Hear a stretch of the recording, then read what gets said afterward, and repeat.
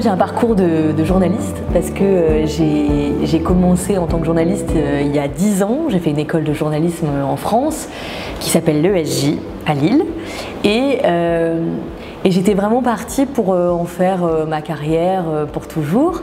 Et j'ai eu envie de partir vers la radio. J'aimais bien l'idée de travailler la voix, de travailler le son.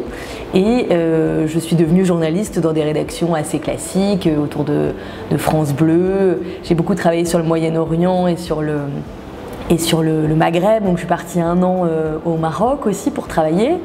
Et puis petit à petit, sans trop que je m'en rende compte, je suis plutôt allée du côté de la chronique, de l'émission plutôt que du côté journalistique et j'ai présenté 2 fois des matinales, assez jeunes donc.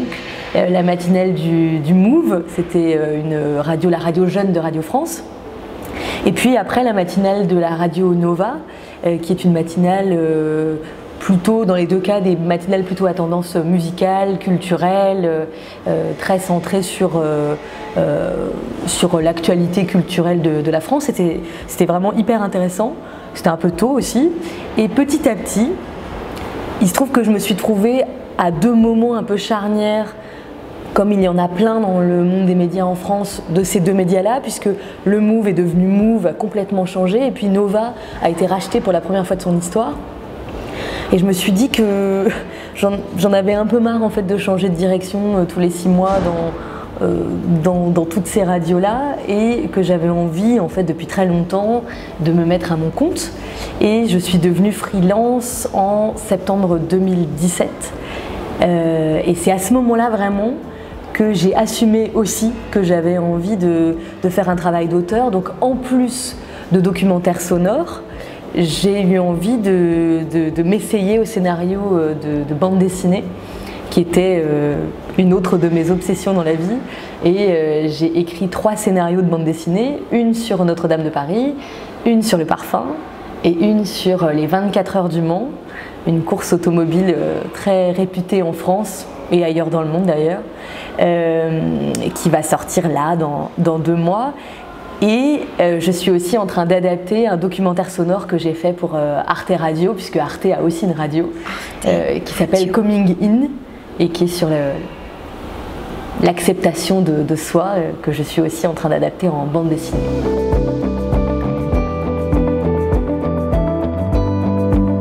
Avec les élèves du lycée Saint-Michel, j'ai travaillé sur les 5 sens et sur les émotions, la sensibilité, savoir exprimer des émotions et des sentiments, puisque même quand c'est dans notre langue maternelle, généralement on a un peu de mal à pouvoir parler de choses qui nous touchent beaucoup ou au contraire que l'on déteste.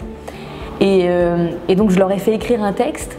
On avait 5 séances et je leur ai fait écrire un texte, en français bien sûr, sur une chose qu'ils aiment sentir, toucher, voir, ou au contraire qu'ils détestent d'ailleurs, et de m'expliquer vraiment le plus profondément possible ce qu'ils ressentaient autour de cette chose. Et j'ai été, je dois dire, assez surprise du résultat parce que dans chaque classe, il y a au moins 5, 6, 7 personnes dont le texte est très bon et chouette, qui ont vraiment joué le jeu. Enfin, tout le monde a joué le jeu, mais où je me suis dit, ah, il y a une vraie sensibilité. Et j'ai trouvé que c'était assez fort quand c'est pas sa langue maternelle.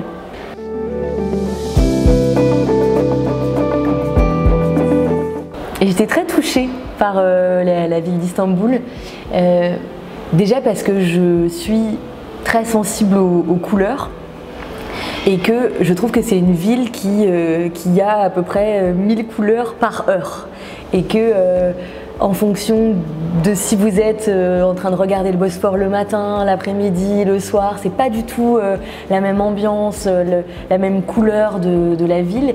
Et déjà rien que pour ça, je trouve que la ville est hyper inspirante parce que on monte quelques étages. Enfin, j'imagine que vous faites ça tous très bien, mais on monte quelques étages, on va dans un café qui a une vue plongeante sur le Bosphore et je sais pas, enfin moi je peux rester des heures comme ça à regarder cette ville bouger. Et puis l'autre aspect de la ville que je trouve très inspirant, c'est que dans chaque quartier il y a une ambiance qui est très particulière et que en fonction du quartier, j'ai pas envie d'écrire la même chose.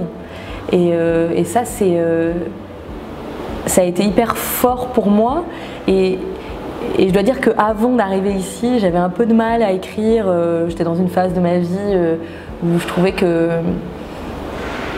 je manquais un peu d'inspiration, en tout cas que j'arrivais un peu difficilement à trouver les mots, à savoir ce que j'avais envie de raconter, à savoir ce que j'avais envie de dire. Et il se trouve que là, sur cette terrasse, et en parlant aussi aux Stambouliotes, j'ai eu envie de plein de choses. Donc oui, ça me fait vraiment beaucoup de bien.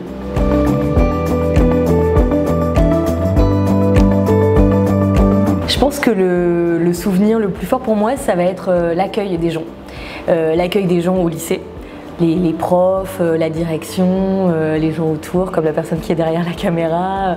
J'ai trouvé que l'accueil était hyper sympa, très avenant, de me mettre à l'aise et aussi d'avoir envie de me partager ce qu'ils aimaient, ce qu'ils n'aimaient pas dans cette ville.